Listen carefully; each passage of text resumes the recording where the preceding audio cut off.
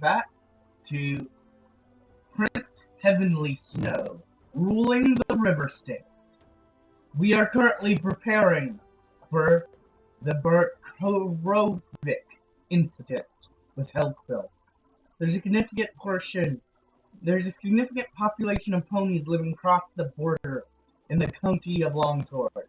However, this minority has often bore the brunt of Griffin bigotry and barbarianism. As tensions between this community and the Griffin majority rise, there are fears that these communities may be targeted for systematic attack.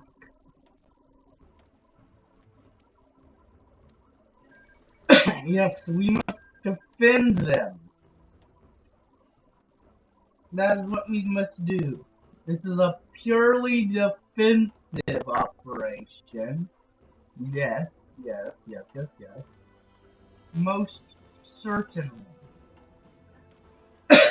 A defensive operation. Yes.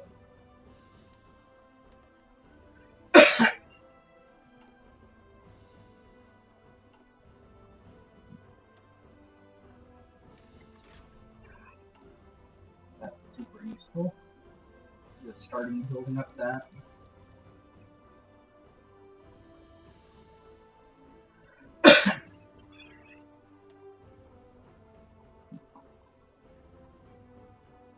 My people, I hope you're ready. For war is about to be upon us. A war like no other. A war against the barbaric Helgville. A war to save our own people. A war for the very soul of our nation. A war like no other. A war where we will draw a line and run to the end of it. Because if we know we can overpower them. They are nothing in comparison to us. Oh yeah, these. I'll read those after I finish this. Because right now, I'm just ready to take down some peeps.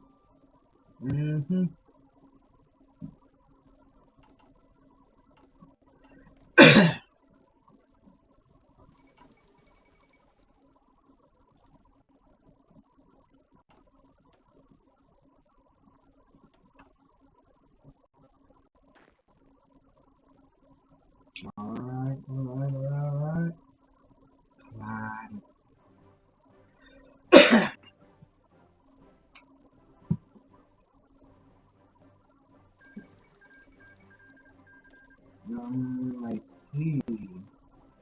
I see. There's a powerhouse yourself. Oh. You're a puppet of them. But other than that, the rest of it's just, oh, you're a puppet of them. But other than you two, it's Kingdom of Zapzia. Oh no. Okay, well that's gonna be the next issue, I suppose. They're just defying on us. Yeah. Okay, got it. But first, the Berkrovik incident. In the early hours of yesterday morning, a refugee from the occupied town of Berkrovik crossed the border and begged Lake City troops to help save them from the Griffin Knights, who were massacring the ponies in the town. Horrified by this act of barbarianism, the general ordered his troops to cross the border to save as many ponies as possible. The prince, in his mighty wisdom, has seen fit to support this action, and has sent a demand to the knights to cease all hostile actions, and withdraw from Bonenland. Unfortunately, this demand was rejected, and knights have sent their troops, including pony slaves, to fight against us. And the Rosewood Order? But on this path, one of them, I don't know why.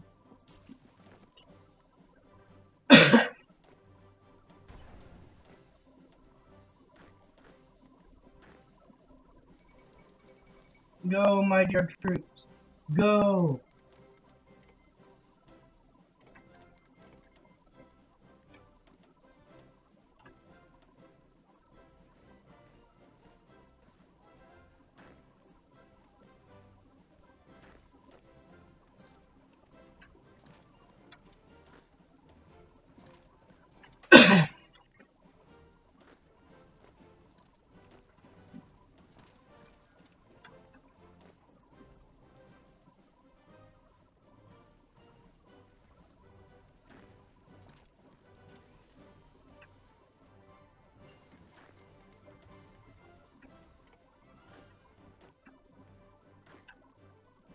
No, you guys keep your own troops, please.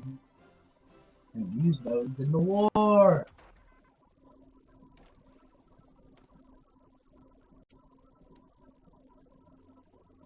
But yes, I would like you guys to use your troops in support and not just give them to me.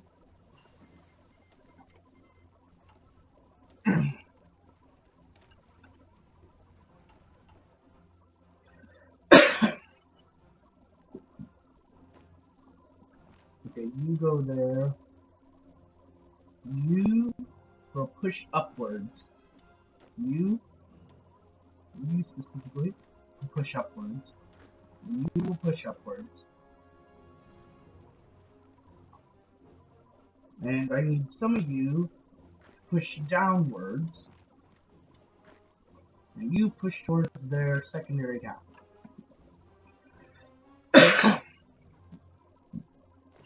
No, you should definitely push that way.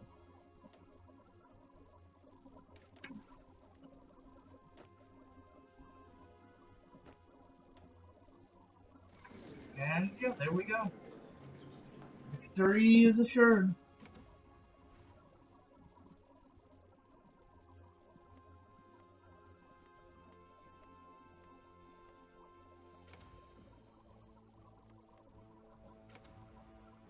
And yep, there we go, all mine. And I didn't do this, so that didn't get completed during the war. Oops. Totally meant to go up to war economy during that. Oh well. Okay, there's the welcome screen. I never remember where the welcome screen is. Like, it's something I want to remember where it is in case I forget to do it, like at the beginning of a run. But I can never find it. So hopefully I can find it in the future, now that I know that it's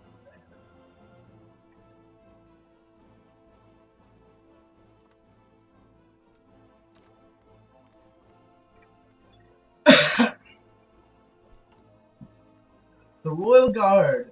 The Royal Guard of Grand Prince Heavenly Snow are an elite fighting force, prepared to sacrifice all in defense of their monarch. This has given them a prestigious reputation throughout the land. While few will ever have the honor of serving within the elite unit, will not stop many enlisting in the hopes that they will one day make the cut.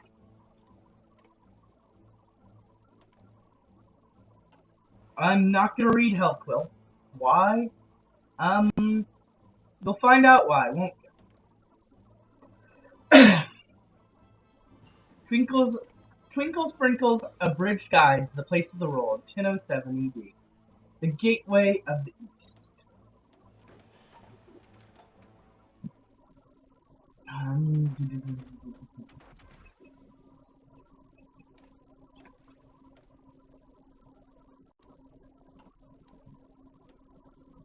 There you go. Oh. The Gateway of the East. Situated on the banks of Sivtovo Jazorgrad is one of the most important cities of East Graphonia. Its history reaches over 1,000 years back to one of the most seminal figures of the Riverland, Prince Blessed Sword. After his triumph against the Nimbusians, Blessed Sword built up a small town in the region to serve as the beating heart of a great empire that formed the city of what it is today.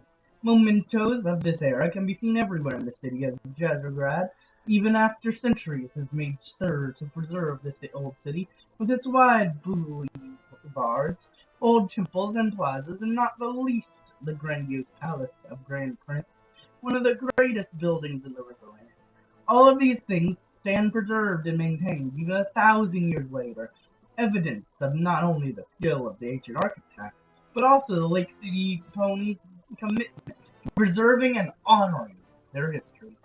Yet the most amazing thing about this city is how it is in many areas has outright grown out into the lake, with large piers slowly growing together into first streets, then neighborhoods, then entire city blocks that now stand on the lake. 18 bridges, big and small, cross between the lakeside districts as they are called, and they are typically used as public gathering spaces as much as methods of crossing. Though the star of Lake City has faded compared to the old days, Jesuit stands as proud and as beautiful as always, and the ponies that live there eagerly make sure it remains so. Nothing up here in the loser areas. Now, my asset that of course, is mine, the Hall of the Mountain King. And by Mountain King, of course, they mean heavenly snow. Um, Dog as Dumb, also known as Seed Dumb, or more commonly Diamond Mountain, is the great capital of the Diamond Dog race.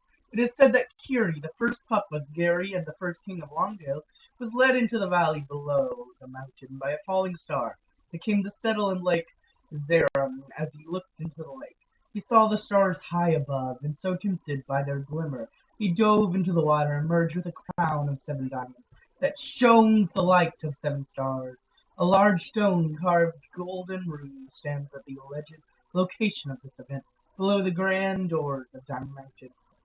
The doors of Diamond Mountain stand tall in the grand fortifications facade carved from the mountain, guarded by many statues of ancient hounds. Behind them, many pillared halls of stone with high golden roofs and silver floors stretch for countless miles deep underground, lit by lamps of crystal that shine like stars in the sun.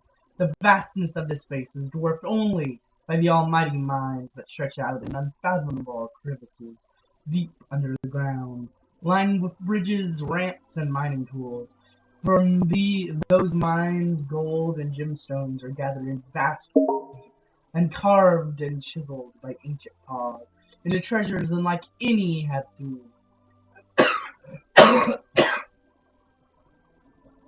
And these treasures sit in a vast hall, under onyx and gold platforms in which a mighty carven throne stands, etched with crystals and runes of power from which the king of the Diamond Dog ruled. Yet me. Forges of fire, well, I don't rule there, but you get me. Forges of fire hot enough to melt the stone itself, roar deep under the mountains in which weapon, armor, and trinkets of all kinds are created by master smiths, working tirelessly day and night. Despite the grandeur, all this was built in the back-breaking work of slaves. All the treasure hall lies mostly empty from the city, was sacked by forces of Hellquill. Yeah, we brought it back. All around, broken slaves, shackled and collared, work almost unseen by the free hounds, the city in its unimaginable, grand condition. The river staple port. All the creatures of the Rimlands have something to say about Bakura. Ask a trader from Rizigrad, and they'll talk about the goods that enter its famous port. Ask a noble from Wittenland, and they'll grumble about its democratic process and ornately decorated presidential palace that has stood for over a century, and how it would be so much better fit for a monarch. Ask a particular nationalistic Jezregradian, and they'll lament about how Bakura defied Lake City's monarchs and still have a massive statue in the city center commemorating it. Everyone has something to say. But to the Bakurans themselves, their city is more than just their capital. It is more than just an economic hub of the nation, and it holds more than just their president. Their professional military, and their prosperity. It represents everything Bakura stands for.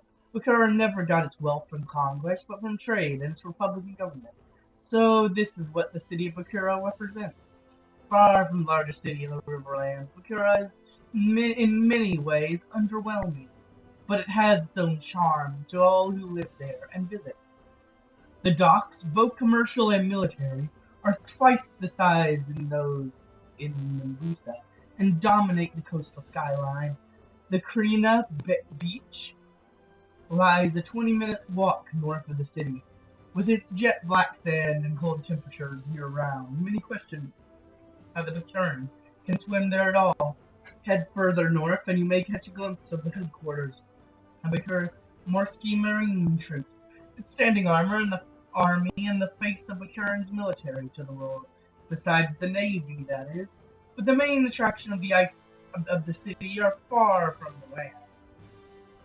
If you take a boat ride out into the ice waters, the currents will say you can feel the waves wash through your soul, bring you closer to the sea. The feeling is called the way of the waves. How all Bakurans, and especially those in Bakara City, live their lives. And if you ever want to get to know a Bakara, you need to accept this feeling into your heart.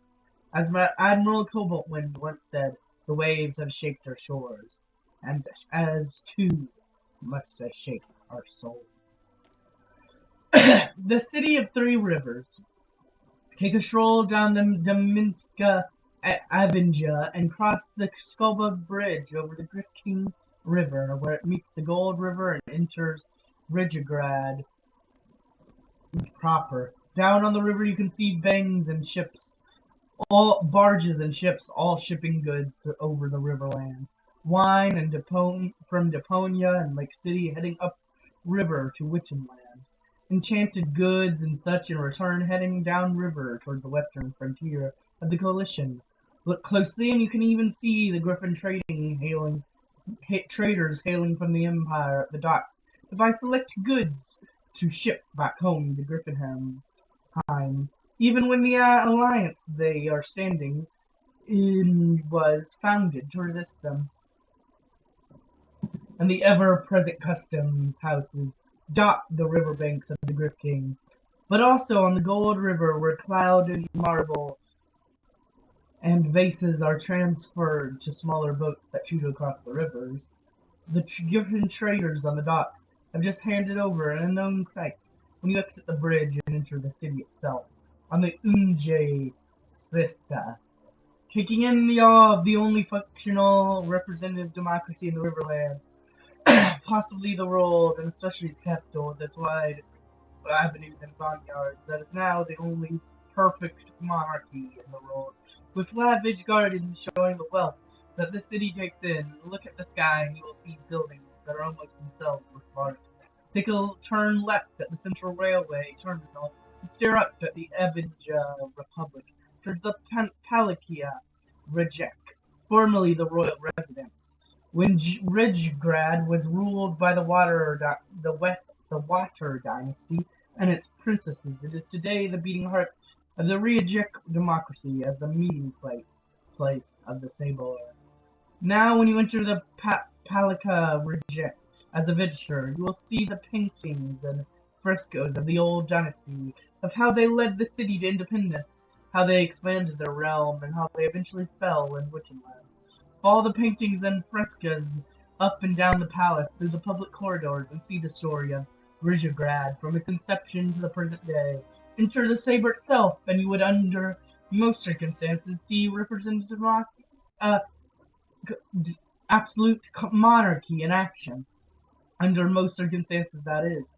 As of 1007, it is a site of some of the most hilarious political debates in known memory. Yes, as of 1007, that was true. With incumbent Chancellor Riverswell and our political nemesis Novarwell frequently trading insults in the chamber. But anyways, exit the Palika Rejek and follow the promenade along the Green River to the Saltwater Theater, the site of some of the funniest comedians of the Riverlands. It is also coincidentally the site of the local legend of an old actor hunting the place after dying in an accident involving a sandbag, 3 rat tails, and a roasted turkey. He haunts the place, hunting for the person who killed him, moving around random seats and chandeliers for the audience. Of course, one of the theater companions that inhabits the theater is known to be notorious tricksters, much to the irration of the residents. orchestra and seniorities in the theater. Can't win them all and all that. See their production, The Battle of Coldstream, and laugh your way through the satires of the Water Dynasty and their portrayal of them while munching on the private snacks. When you're done there, if there's still time in the day and you arrive at the right time, you should have time to grab a football game after grabbing the streetcar to the stadium. While the river gangs are unfortunately, as of time of writing, still a concept on paper, the local leagues are still good enough for most purposes. Be sure to avoid the hooligans, though. They do not look kindly on the ponies from the outside of the little city. But on the contrary, the stadium sells some great hay fries and hay burgers, and you should under all circumstances, if you are there. With the tense political atmosphere descending on Rijekgrad, the next few years of the city will be very interesting indeed. And they definitely were very interesting, I can agree with that. Near the humble source of the Grand Grifking River stands the ancient capital of Wittenland, and arguably the oldest pony city in the Riverland, Wittenberg. The city's early history is shrouded in myth, but it is said that the first High King of Wittenland built his palace there, and the settlements grew around it. Nothing remains of this legendary building, but at least the great library founded by its successor still stands. After the decline and the stagnation of Wittenland, the city has fallen behind as well. The northern cities of Grezograd, Bukhara, Rizergrad, and others now surpass it in size and prosperity. In the beginning of the millennium, the city still lacked proper lighting and sewage, while in the north the first telegraph wires already connected the cities. However, the reforms of Queen Whitestar did much to drive the city to modernity, albeit at the cost of many old buildings that were simply too dilapidated to be renovated. Such is the price of progress, and most inhabitants of the city have accepted it, except for some of the more conservative made nobles.